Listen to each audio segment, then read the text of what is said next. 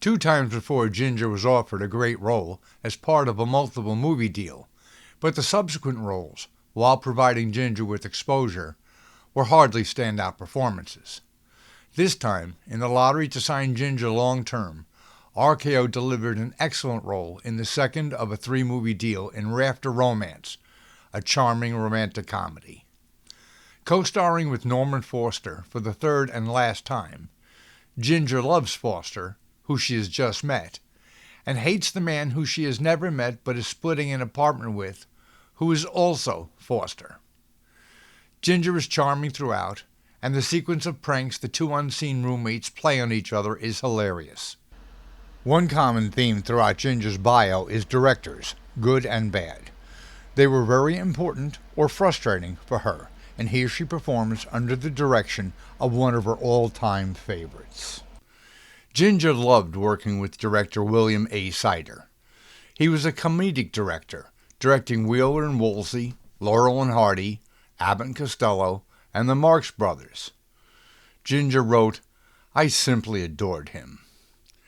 He would direct all 3 movies in Ginger's 3-movie deal, and later his touch was apparent in Ginger's great comedic performance in Roberta and good performance in Person.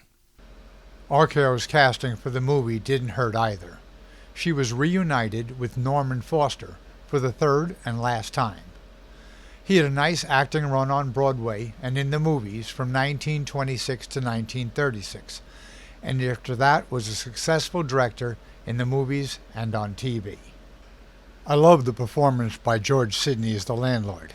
His movie career started in the silence with some standout hits, and he is just charming here. This one stunned me. I knew Robert Benchley as an excellent character actor, and here, in his breakout role, is great as Ginger's lecherous boss. He did so well he was immediately grabbed by MGM to perform in Fred Astaire's first movie, Dancing Lady, 1933. But acting was just one small part of the great career of this multi-talented man, from being the editor of the Harvard Lampoon to managing editor of Vanity Fair to movie scriptwriter, theater critic, and so much more. Too much to cover here. He would appear later in several movies with Fred and Ginger. Feric Boros is uncredited in this movie as the landlord's wife. She gets a few decent scenes, but not much. Later, though, she is excellent in several movies with Ginger, especially Bachelor Mother as a sweet, supportive landlady. She first appeared on the Hungarian stage in 1893.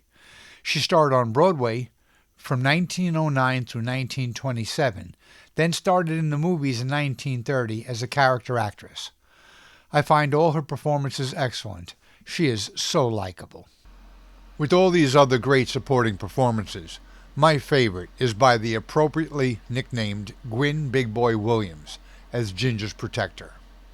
And I was right to notice him. Williams had a prolific career, 222 appearances in movies and on television. He was given his start in 1919 in 15 movies with Will Rogers, who gave him his fitting nickname. He starred in a series of low-budget westerns in the first half of the 30s, and then made a career as the star's sidekick in popular westerns, but performed in all kinds of genres and was good at comedy. At the end, he was a popular regular in the TV show Circus Boy, 1956.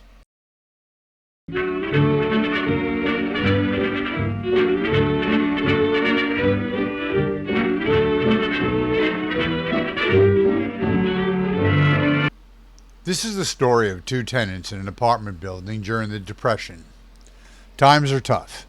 George Sidney, the landlord, is reminded by his wife, Feric Boros, of all the unpaid bills. He asks Norman Foster for the rent, but he does not have it. Sidney suggests a new way of getting by, sharing a room with another tenant. Foster says no way. Sidney then visits another delinquent tenant, Ginger, and proposes the apartment sharing to her also. Ginger says she has a new job, but Sidney says it will still take her forever to catch up, and he must rent the apartment. Meanwhile, Foster, an amateur artist, is dealing with the drunk, rich old lady, played by Laura Hope Cruz, who wants to be his benefactor, a benefactor with benefits. With Sidney listening at the keyhole, Cruz offers $200 for one of his paintings, but Foster refuses to sell. Sidney can't help himself and bursts in on the two and tells Foster to take the money. When Foster refuses, Sidney tells him the other tenant is moving in. Foster works a night job, so he has the apartment during the daytime and the other tenant at night. Ginger starts her new job selling refrigerators over the phone. The boss, performed by excellent character actor Robert Benchley, explains the job to all the new girls. Ginger comes home from work to an empty apartment. She tells Sidney she is working, to no avail. He takes her up to her new accommodations. Sidney assures Ginger she will never cross paths with the other tenant. Of course, this is all absurd. What about weekends? What if one gets sick?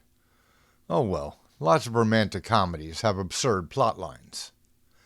When Ginger discovers men's clothing in the closet, she becomes justifiably offended.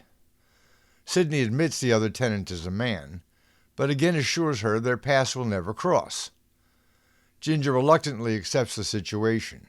She does not seem to have any other choice. It wouldn't be a Ginger romantic comedy without some highly improbable plot twist. Of course they meet outside the building, with no idea who each other is. Foster sees the pretty Ginger outside and starts up a conversation with her, and then quickly walks away. Back at the apartment, Foster finds out his new roommate is a woman.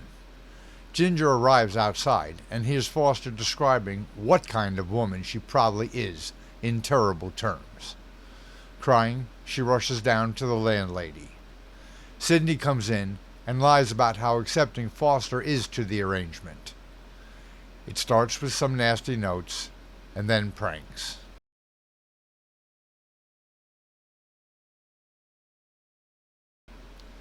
At work, Benchley now starts hitting on Ginger, but she escapes by loudly proclaiming Benchley is having a party and all the girls swarm him.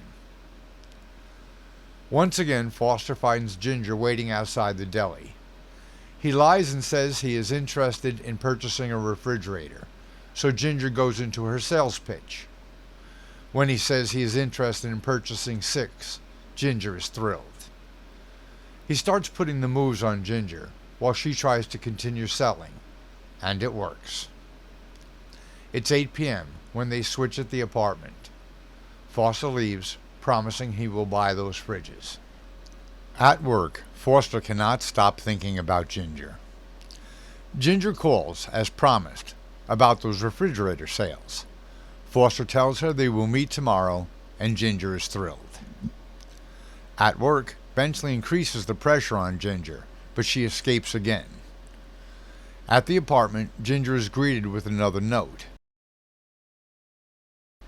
She is not happy with the commentary. In this pre-code era, they have Ginger stripped down to show off her figure, as they often do during this phase of her career. She happily takes a shower until the rigged pail crashes down on her head. To get even, Ginger puts the pail back up, and then his suit, just back from the cleaners, in the shower, and then complains to Sidney about Foster's prank. Ginger's revenge works. Foster waits at the dry cleaner to fix his suit, which leaves Ginger in the rain waiting for him. She goes back to the spot where they first met, under a canopy to keep her a little drier. Foster gives up waiting and runs to the park to meet Ginger, not even dressed under his raincoat. Then he runs, too late, to the same spot at the deli while people laugh at how he is dressed. Ginger goes to a diner where she first bumps into excellent character actor Guinn Big Boy Williams, a cab driver, but she does not need a ride and gets a cheap meal. Foster calls Ginger at work the next day, but she tells him off and wants nothing to do with him. Benchley is harassing Ginger some more, becoming very insistent, and Ginger relents. Benchley calls on the building, and Sidney runs upstairs to get Ginger. He comes up with a great idea. Let Ginger pretend she still has her old apartment to impress the boss. Sydney's idea is a disaster. There is a bottle of booze on the table, and Sydney tries to get Ginger to drink with him. But the nude female image on the wall really gives Benchley the wrong idea. Worst of all, the old, fat, drunk actual tenant of that apartment arrives, and now Benchley really has the wrong idea about Ginger. Ginger's luck changes when the cab driver waiting outside is Big Boy Williams, who you might call a chivalrous brawler. Benchley tells him to drive once around the park, but he knows something is wrong, and Ginger signals he is right. Williams tells Benchley he does not have time to go around the park and make the Ziegfeld show, and Ginger says she does not want to miss any of it. Benchley starts pulling Ginger, so Williams keeps on turning to them, talking, and frustrating Benchley. Ginger starts talking to Williams, and it works. Benchley gives up. Back at the apartment, Foster is angry about his dry cleaning bill and wants to get even. He decides to cut the frame of Ginger's bed in half. Cruz comes around again to bother Foster, and again is drunk. Why Foster puts up with her at all, I do not understand. She sees Ginger's note for the laundry and $2 and gets upset there is a woman in Foster's apartment. So he grabs the note from her and stuffs it in his pocket. He cannot get her to leave, so he leaves. Both Ginger and Foster are watching a construction site until Foster notices Ginger, who is still very angry. Regardless, he talks her into going out to dinner. Foster tells Ginger the truth, and she takes it well. When it comes time to pay, the only money he has is from Ginger's laundry money. Ginger invites Foster to the company picnic the next day. Back at the apartment, Ginger finds a sleeping Crew on her bed. Jealous, Crew says Ginger is not worthy of her unknown roommate and finally leaves. Ginger loves the flowers Foster got her with her own money. When she sits on the bed, it collapses, with half the wall coming down on her. The next day, they all arrive for the picnic. Lecherous Benchley is looking for Ginger, so they go off alone to avoid him. They hear the buses leaving without them and rush to catch them. Foster carries Ginger across a stream and sprains his ankle. They catch a cab back. They get out at his building, with Ginger helping Foster, when she realizes it is her building. As she helps him, she decides to keep that little fact to herself. They make the last turn up to the attic apartment, and she knows for sure. She tries to escape right away. She is not supposed to be in the apartment at this time, but Foster claims he needs her help. Ginger's characters are often sweet, but with a little bit of a mean streak. Trapped in this situation, she might as well let him hang himself. She goes over to her closet and starts cutting up a dress so she can bind his ankle. Foster freaks and says she will be madder than 17 Siamese scorpions. I wonder how mad do Siamese scorpions get? Ginger feigns ignorance, asking, she? Who? Now poor Foster starts describing this terrible woman he is forced to share the apartment with. Ginger pushing the subject and getting madder all the time, until she goes to leave in a fury. Sydney finds out they are together and rushes into the apartment. As he asks why they are together, Ginger tries to escape before her identity is revealed. Too late, Foster becomes really angry at Ginger, and the two hurl insults at each other. At the worst possible time, Crew walks in and repeatedly insults Ginger, offering to buy her off for $5. At the same time, Benchley arrives to harass Ginger some more, but her protector, Williams, sees him go in.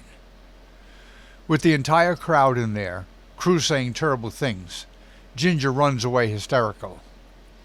Our chivalrous brawler, Williams, comes to Ginger's aid, asking what the problem is.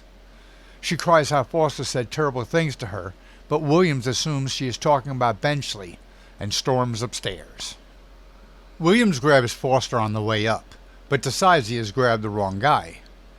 He belts Benchley and sends him flying into the closet. Foster finds Ginger in William's cab, hysterical. William finds out he belted the wrong man and now goes after Foster. Williams finds him begging Ginger to forgive him, while she says she wants nothing to do with him, and drags Foster out of the car for a well-deserved beating, at least according to Williams' code of honor. Ginger rushes out to protect Foster, calling Williams a big bully and letting it slip that she loves Foster. Williams is confused, but then he looks back to see them passionately kissing, realizes it was a lover's quarrel, and smiles. He offers to drive them around the park a time or two, and they lived happily ever after. Please like and subscribe.